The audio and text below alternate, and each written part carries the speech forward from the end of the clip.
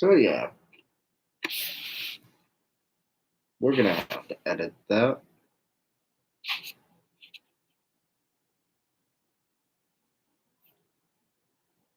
One second. All right. Sorry about the late start. Today was just something else. Had construction all over up and down my street, and it made it impossible to circumvent that.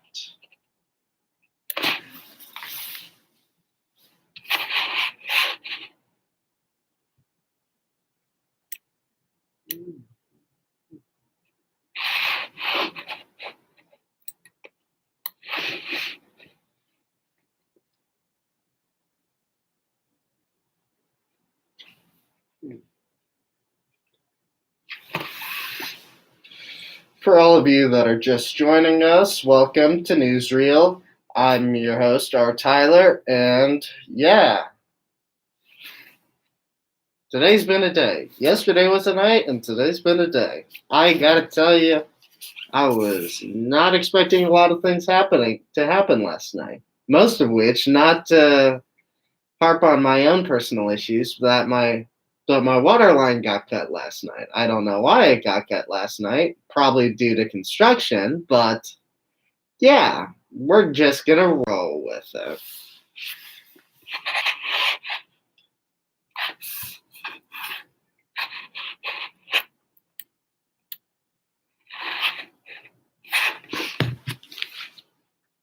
Oh golly, jeez, burrs. Let me just forward some of this.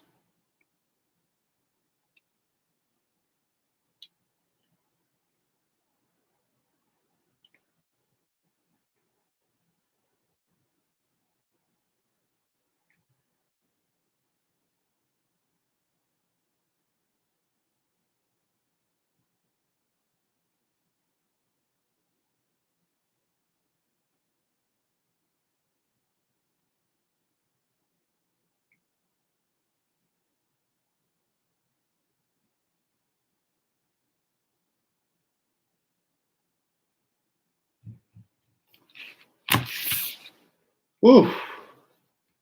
So if you're here, make sure you give this stream a like. Make sure you give it a nice comment. Leave a comment in the chat if you'd like. And yes, subscribe. Please, please subscribe. You perfect people. All right.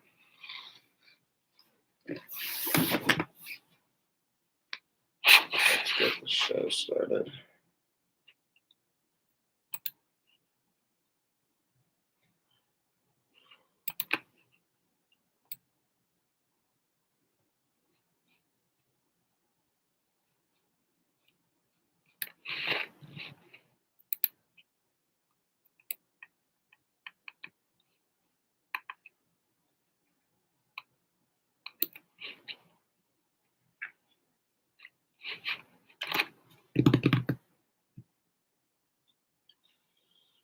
All right. So let's get this one.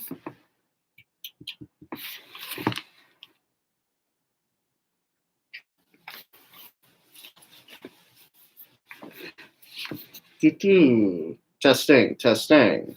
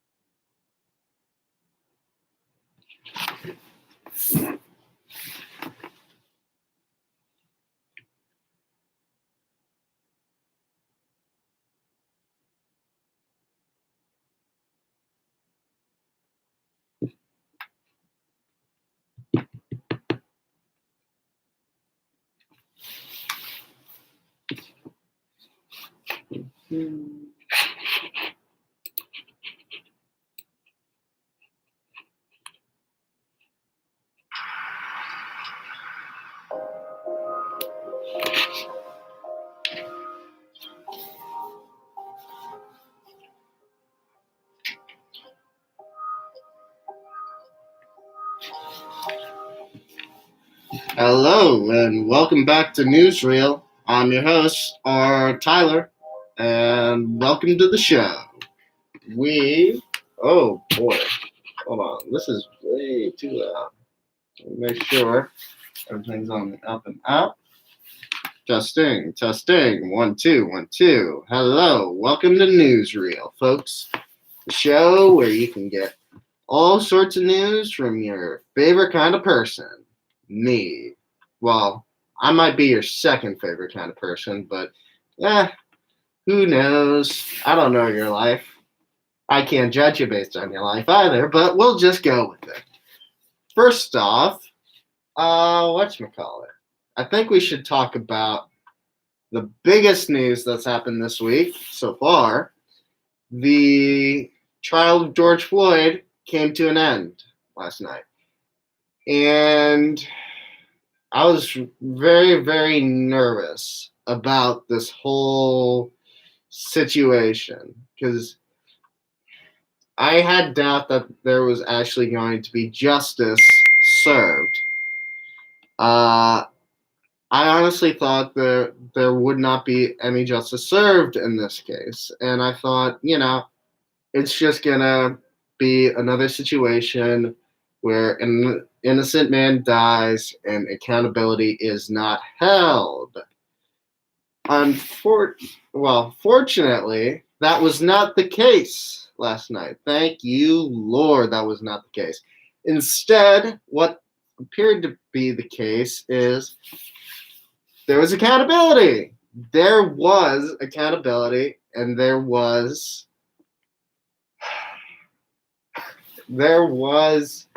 faith restored. At least my faith was restored in the justice system because that son of a gun, Derek Chauvin, got guilty on all 3 charges. Now, what charges are they? I'm sure you know by this point. It's hard for anyone to miss, but just in case you have, he got charged on 2nd-degree murder, 3rd-degree murder, and manslaughter. Now, if we had to examine the rest of these, now, essentially, he's looking at a max of 45 in the slammer, but we'll have to see how many years he actually gets because the sentencing hasn't happened yet. At least I don't believe it has. So, we'll have to see how it goes. He could face up to 10 years or he could face up to 40. We shall see. Because the final sentencing of everything, will be held in about 8 weeks. So, yeah. Let's honestly hope for the best. Let's hope this guy gets the book thrown at him. Because this guy is a monster. There's no denying that. Even the people who are kind of intolerant, let's say, they also have that opinion of this guy shouldn't have done what he did, and it was kind of monstrous what he did. I mean, you rarely see that unanimity, all that. Heck, they didn't even focus on most outlets that kind of love to prey on hate and amplify hate and all that. Most of those organizations weren't even talking about whether he was going to be whether he was actually innocent or not. Most of them were like, oh, what about the reaction afterwards? We're worried about there's going to be a riot if there's going to be a big riot or something. No, you shouldn't worry. Well, I know why they did that, and I know why they did that instead of focusing on whether the dude was actually innocent or not. Dude was never going to be, should never be not guilty on anything, if that makes any sense. No, instead, I believe that they knew that they wanted to target that outrage market and focus on the crowds and the so-called riots and protests and all that. they wanted to focus on that to make it seem like it's more of an issue than it actually is, which is not. It's not the case. It's not the case. It's not the case. No, instead, the case was we needed justice in this country, and people would have been very angry if there wasn't any justice in the country. Heck, I would be on this show screaming to the heavens about why he wasn't.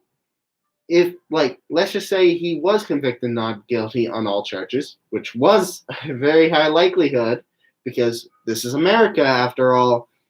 We are seriously, like, I would be screaming to the high heavens if that were the case. But no, I'm just talking to hypotheticals here. And what actually happened today was a godsend from the American justice system. And hopefully, this is the start of something much, much, much better. So, let's get into the next bit of news, personal news. I hate construction very much. I hate construction very much because my water line's out. And that kind of sucks. So, yeah, I don't like that because guess what? I've been kind of living up the lay of the land, and I've been kind of like using water bottles and all that. I'm actually talking about this right now because I was hoping someone, either through the email or through the or anything else on the whatchamacallit, on the email or on the live stream today, could give me some advice on how to survive without the water. I'll be waiting. Moving on. And other news, it's snowing outside in little old Pittsburgh. Yeah, it's snowing. It's about 38 degrees, so make sure you put on a jacket, you put on some gloves, and you put on a hat because you are going to freeze your little T-shell. It is darn tootin' cold. I'm just, oof. I don't know. Like, why is it cold? It's April 21st. It's April 21st, man. I don't need to wake up to a very cold building on April 21st. I mean, I wake up, I go out on the porch, I have my coffee, and then I'm like, ooh, freezing to death. Freezing to death in the morning. You don't need freezing to death in the morning. That's not a vibe. That's not what you're supposed to do. I don't like that at all. And in fact, if I were to check the current weather for the next couple of days, let us see. Pittsburgh is gonna. I'll give it that. 34 degrees all day, and then going into 40 around 7. And then around the night, oh, more snow. Great. I'm just ecstatic to hear that news. And then, yep, tomorrow morning it's going to be very, very much cold again. But Thursday has a low 48, so we'll see. I tell you, folks, climate change seems like a very real thing. And I don't know. I don't know if I really want to get into that, but yeah, it certainly seems like we're going through the rough and tough of it when it comes to the weather and when it comes to the extreme snows and the extreme heat and all that. I think more likely than not, we're probably going through some form of climate change. So, yes, that's my rant about the snow. And my snow is the worst thing you could ever do. And snow on a nice spring month is the worst thing you could throw at a person. Anyway, moving on. Moving on.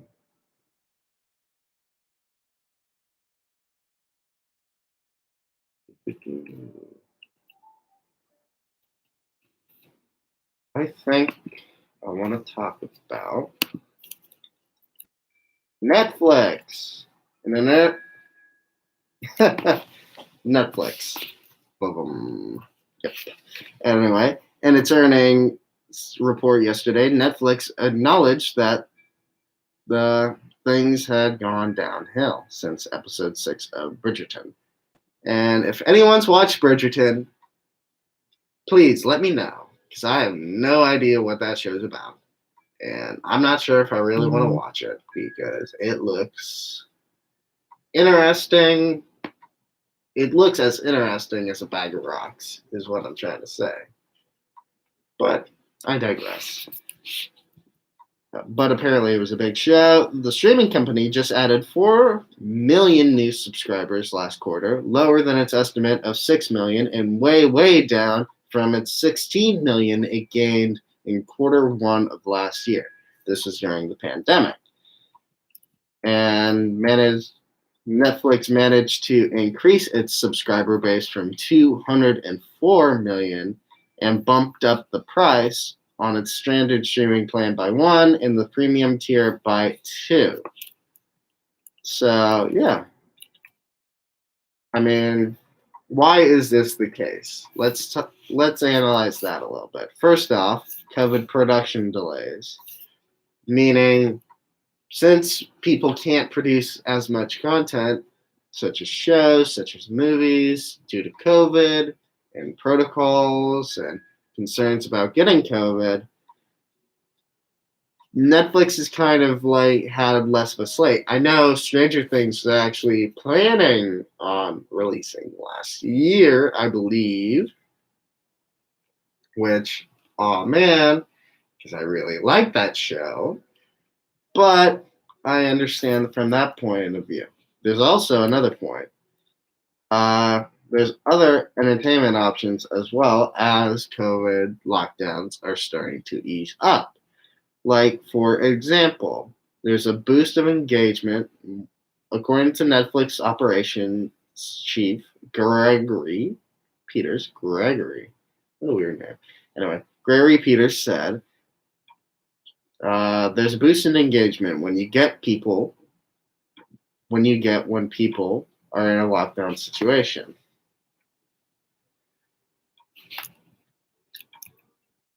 So we'll have to see how that kind of goes. That seems like, yeah, that's about right. Also, there's a lot more competition in the market. That's something we can't deny, and that's something we cannot ignore. The fact that there's a lot more competition in the world when it comes to streaming options, especially in the United States. You have Prime Video, you have HBO Max, you have Disney Plus, you have Hulu, you have Shudder, you have PureFlix, you have God knows what else. Oh, Discovery Plus, Paramount Plus, CBS All Access. You have all these things and more. And it even discusses this. Disney Plus launched topped 100 million subscribers last year, just 16 months after its launch. Netflix took back some of Netflix's top hits, The Office, Parks and Rec, and now uses or streams them on Peacock, which is such a weird streaming name, man. Peacock. It's better than Paramount Plus. It's better than Discovery Plus, but still, man. Peacock, like, oh, I'm going to watch The Office today. Where are you watching on? On Peacock, man. Peacock? Yeah, it's the Peacock. It sounds like an SNL sketch waiting to be written.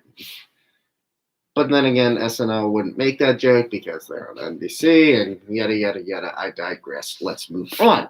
Smaller streamers, and apparently those smaller streamers, such as Discovery Plus and Paramount Plus, by the way, real creative name, guys, but they're having some strong launches as well, which, and super surprising, especially with Paramount Plus, because, you have the whole Viacom empire, and they're probably going to take a lot of their launches and try to do it themselves.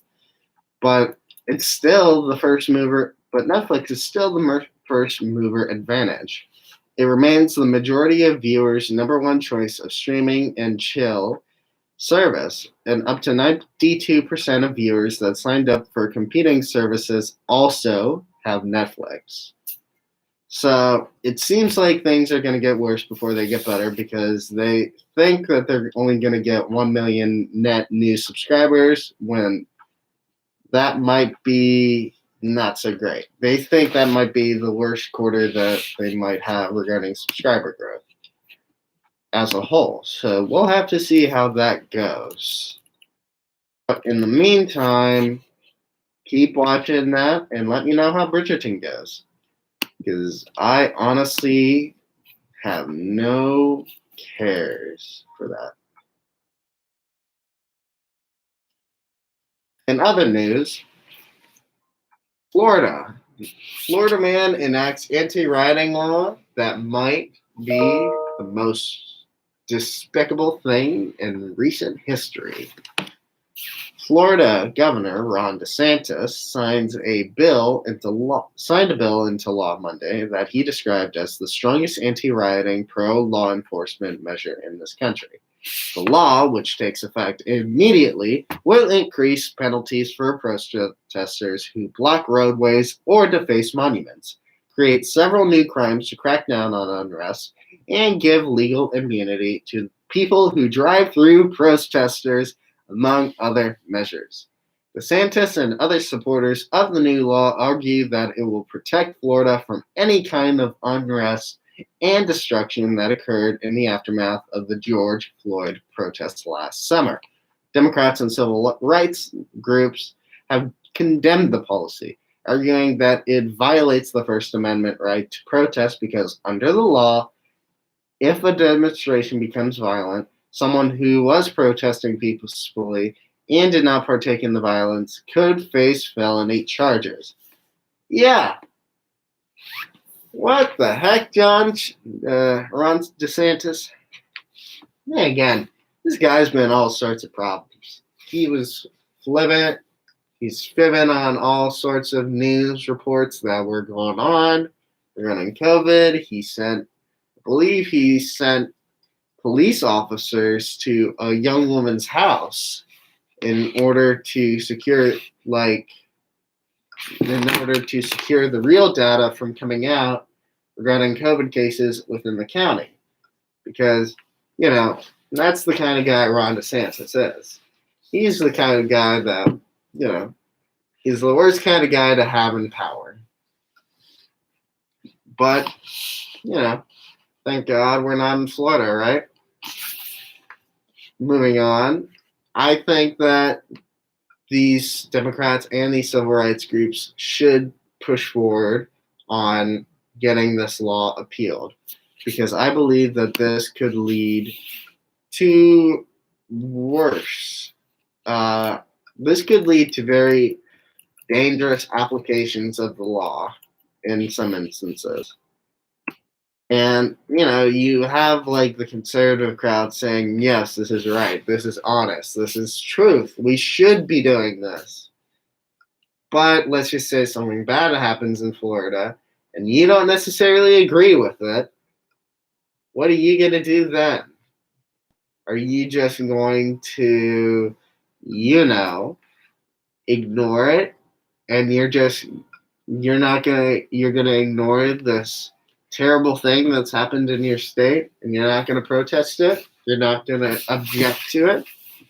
No, you're not. You're just going to sit back home and keep your mouth shut like many people did during Operation Lockdown or on the January 6th riots, which, granted, were very different situations from the George Floyd protests, but in your mind, in the person that does not agree with, if you're of the mindset that the George Floyd protests were riots and that the January 6th protests were protests, which they weren't, they were riots, but if you're of that opinion, then I have to say, you're wrong, bud. You're wrong. And if you agree with these laws, then you have to understand it will fall upon the other side as well, which, might not be a terrible thing, but it's a net negative as a whole. And that is why, Ron DeSantis, you are what do I call you? I need a good catchphrase right now. You are a rotten apple. Let's just go with that. You are a rotten apple, and I am disappointed in you. There we go. Next one.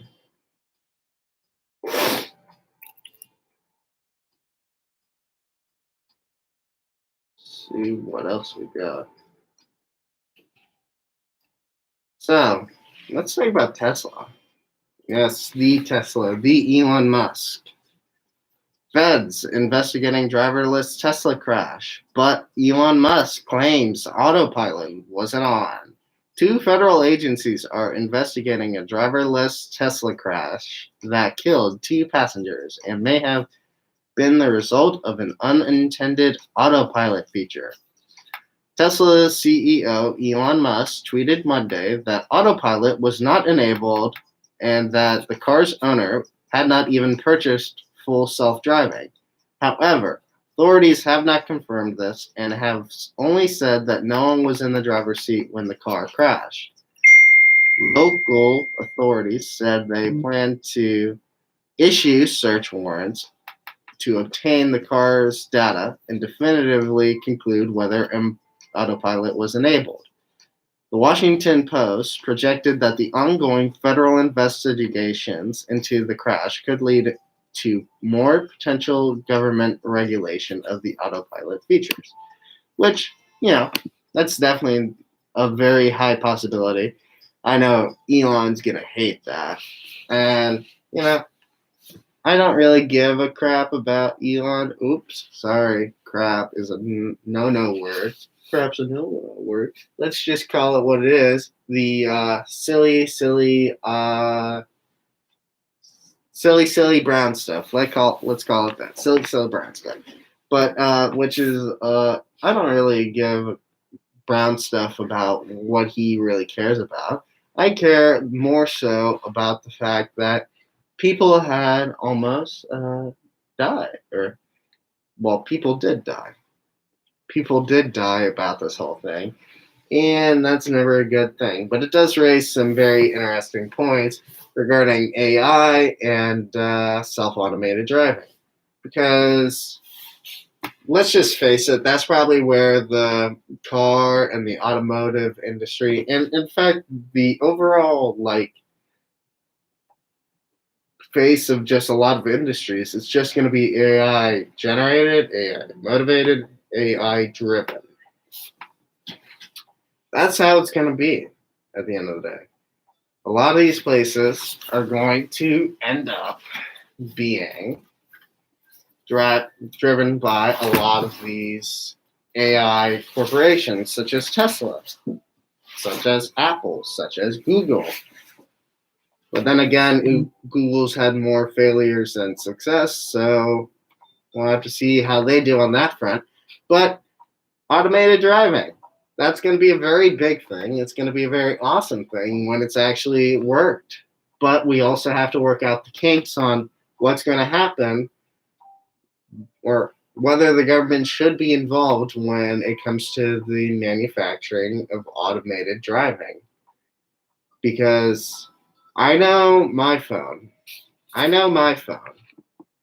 I know how so it can get. If I'm looking at my whole thing about if I'm looking at my phone right now and I trust it to take me back to where my house is, I don't, because it keeps changing on me 3 or 4 times in the middle of a drive. The directions on this thing are unreliable. Therefore, I would not want my phone to drive me back late at night after a long night out. No, sir, read Bob. So, it begs the question, Can AI be relied upon to effectively drive a person from point A to point B?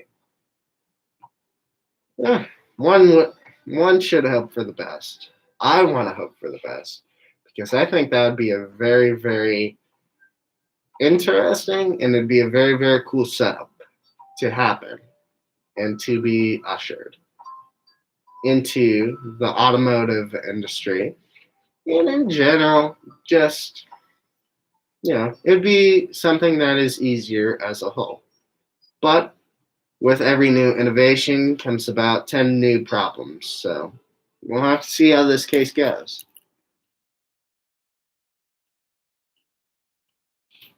Ooh, this one's interesting. Going back to the Bitcoin crowd. Starting Tuesday, Venmo is allowing people to buy, hold, and sell 4 different cryptocurrencies, including Bitcoin. There we go. We had to get it mentioned once in the show. So there we go. We got our Bitcoin mentioned. Venmo is one of the largest digital payment services in this country with more than 70 million users. Last year, it processed around 159 billion in payments. According to Venmo's own studies, more than 30% of its customers have purchased cryptos or equities, with 20% of that number having first done so during the pandemic. That's another great point. And I think a lot of people are starting to take notice of that as well. The new feature comes after PayPal, which owns Venmo, expanded crypto accessibility on its platform, first allowing people to buy and sell cryptocurrency, and later allowing them to make payments with several cryptos. Yay! Yay! I mean, I think that's cool, and it definitely the more companies allow the ease and the usage of Bitcoins in the modern market, the more Bitcoin and other cryptocurrencies will probably be accepted into the market. I think they're going to be the next big thing still. I've talked about this in past live streams and shows. It's still the same thing here. I mean, we should see a big focus on cryptocurrency, and we'll probably see a big focus on Bitcoin in particular as things go on. However, let's move on to some international news. Let's talk about New Zealand. Yeah, New Zealand. Let's talk about New Zealand and the Lord of the Rings. Let's talk about how Bilbo Baggins shouldn't have taken the ring and what happens if he didn't take the ring. Well, the whole story wouldn't have happened. There we go. The end. But on a more serious note, New Zealand and Australia created a travel bubble. As of Monday, New Zealand is allowing Australians to enter the country without quarantining, mirroring a policy Australia had for New Zealanders since November and creating a restriction-free travel bubble in the South Pacific.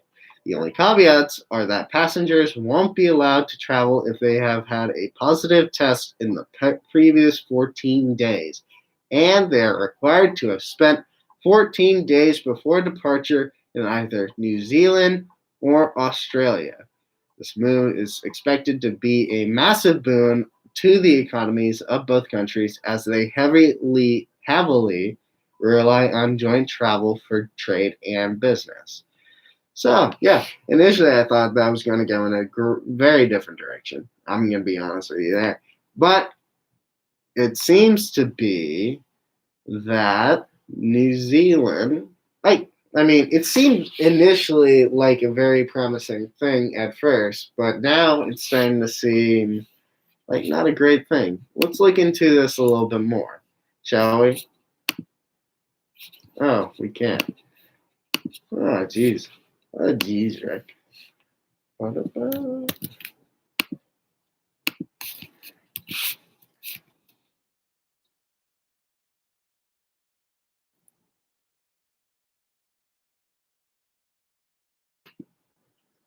I mean, it seems like a good thing. I will say that.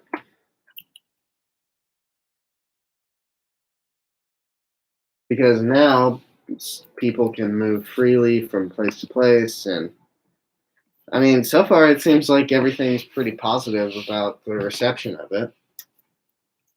It a lot of what a lot of places are reporting that joy and relief in airports as Australia and New Zealand open travel bubble, and and apparently it's bringing relief and elation, which I don't blame them. Honestly, I don't blame them because I think that it's probably going to be a very nice thing that these countries have. If only the U.S. could do it, but then again, we can barely decide what's the right thing when an innocent man is killed based upon his race. But there we go. This travel bubble should be a very beneficial thing as a whole to the country, in my opinion. But then again, what do I know? I'm just regular old Joe. I'm regular old college Joe who's about to graduate and who knows semi stuff about the world. Could work on it, but we'll work on it. Yeah, we'll work on it. Yeah, we'll work on it. And then apparently there's another travel bubble in Asia between Taiwan and Palau. There's a reciprocal travel lane allowing residents of both places to travel back and forth, quarantine free, provided that they follow certain guidelines. So this one came immediately before the situation with. Oh, there we go. Thank you. I don't need that. I don't need that. But yeah, this happened on April 1st, way before that. But rules for participating are strict. Travelers on the first flight had to show up to the airport 5.5 hours early so they can be tested for COVID on site. The passengers' test results were expected to arrive by 1 p.m., at which point they would get the all clear to begin boarding.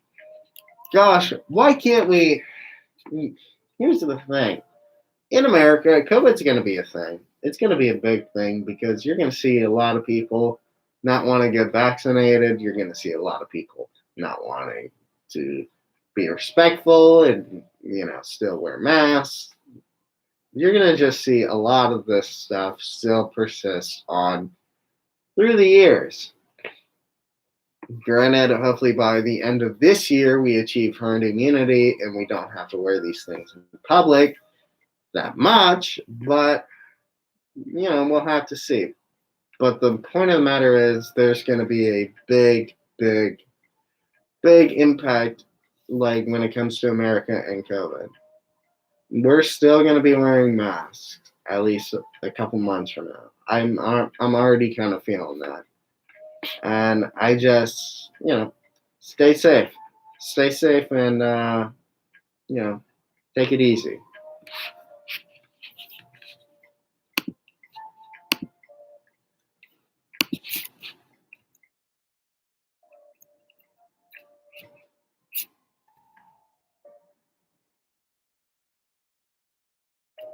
Ba-da-boo, ba-da-boo, ba-da-boo, ba-da-boo, da-da-doo, da-da-doo, do-do-doo, do-do-do-doo, do-do-doo, do-do-doo.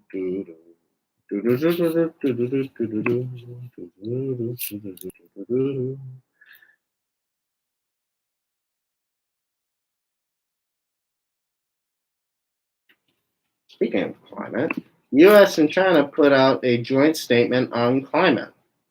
Here's something interesting worth talking about. The U.S. and China don't agree on much. Trade and aggressions in the South China Sea, where to set the thermostat, but in a joint statement Saturday, the not the two worlds, the world's two largest economies said they'd have to work together to combat climate change. Yes, sorry, Bob. If you're looking for specifics, this is not the statement for you, but the countries did agree to take concrete actions, concrete actions, concrete actions this decade to reduce emissions in line with the goals of the Paris Agreement, which commits countries to limit warming to well below 2 degrees Celsius relative to the pre-industrial era. However, that won't happen without buy-in from the U.S. and China. The world's they're pretty much number one and number two on the world's top emitters list, together contributing almost half of the fossil fuel emissions that warm the planet.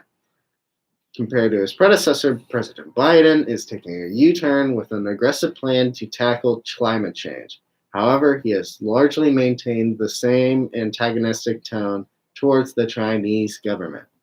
However, later this week, the U.S. will announce new carbon emission targets before hosting 40 world leaders at a virtual climate summit. And Chinese President Xi Jinping is a maybe. Yeah, not surprised. So it's a statement of, we're going to do this. We're going to try to do this by the decade, but we'll see. That's strange to hear, though, that U.S. Well, it's good to hear that the U.S. and China can agree on something like that. It's very good to hear that, because I think at the end of the day, we need to combat this thing together. And if we're not careful about our climate and our planet and all that jazz, then, we're not going to have much of a planet to live on now, are we? No, sirree, Bob. All right.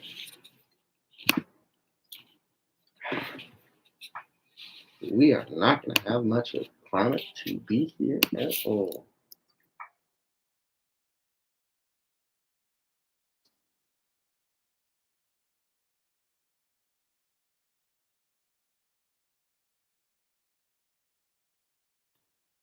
Oh, yeah.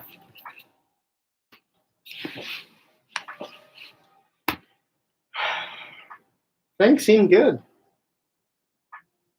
Things seem pretty good. I mean, thank God for that trial. Thank God for the trial. Thank God the trial verdict happening the way it did. Thank God, or whatever you believe in, for just allowing these things to happen. It's crazy. I'm still in shock about that trial thing. I'm very much in shock that it happened and that, things turned out the way they did. Because, I was really starting to lose my faith in the country as a whole. But like I said at the beginning of this is just a start, and we'll have to see how it goes on as we live through our daily lives. Because, this is a battle that will never truly end. And we have to acknowledge that. We have to know that. We have to be smart about it, and we have to acknowledge that, things will be better in the future if we make it. There we go. So, I want to talk about one of my personal favorite movies. Well, personal favorite movies, as in I like to watch it from time to time. Let's talk about Casino Royale. Casino Royale was the first in the James Bond hard reboots during the 2000s. It stars Mads Mikkelsen, Daniel Craig, Eva Green, and Judi Dench. So, what is so special about this Bond movie? It's not like all the rest. I can tell you that. There's no silly gadgets. There's no James Bond making love to about 20 different women in the same movie. There's none of that. And it's very much It's a very more. Gosh, that's a terrible way of phrasing that. It's a more mature approach to the James Bond that we all know and love. So, what's the number one thing that I like about this movie the most? Daniel Craig as James Bond. He provides a layered performance as Bond that we have not seen since the Connery days. And you can see that through each progressive entry after the Casino Royale, that he gets better and better with each one, minus Spectre. Spectre was terrible. Do not watch Spectre. Spectre was the worst. Was the absolute worst. But anyway, let's move on. Casino Royale dives into how Bond became who Bond is today. And how he does that was through a woman named Vesper Lynn. Vesper Lynn is played by Eva Green and seems to be Bond's first true romantic love interest. And I gotta say, she does a great job in this as well. You're always on your toes with her, whether you can trust her or not, but you're always leaning towards the side of you want to trust her. But yeah, she's very interesting as a Bond girl because she's not your average Bond girl on the surface. In fact, she has a lot more depth going on for her than most of the Bond girls in the franchise, if you ask me. But, it is kind of also different about this movie? It's Mads Mikkelsen. Mads Mikkelsen is Le Chiffre, an arms dealer who owes a lot of people a lot of money. So what does he do? He has to enter a poker game in order to see if he can achieve any form of wealth from this poker game. Yes, poker. Where you can get the most money and the house never wins. But yes, so for a majority of the movie, there's not a lot of action, I will say that, especially during the second act. The first act has the most action in it, has a lot of fight scenes in it, and then the third act also has a lot of action in it as well. But the second act kind of gets a little dull if you're not into poker. If you are into poker, then good luck, good news. It's kind of going to be very interesting. And even, I would argue if you're a James Bond fan, you'll still watch it and you'll still be interested. Because the way they portray poker in this movie is kind of engaging, which, to the movie's credit, is a very well done measure on their part. But yes, I still think that this is one of the best James Bond films of all time. Is it better than Skyfall? No, Skyfall is the best Daniel Craig James Bond film. However, is this second best? Yes, this is second best. And I'm happy to say that this movie is one that you should all watch. Yes, sir, Rebob. All right, so it is 10:58. It is 10:58 in my corner of the world. And I think that this might be. I think I'm gonna end it there. If anyone has any complaints, comments, or suggestions, please leave a comment down below. Leave a like as well, and as always, leave a nicely worded email to newsreelbusiness@gmail.com. Anyways, this has been R. Tyler, and I am signing off. Goodbye. Have a great weekend. Have a great day. Have a great month.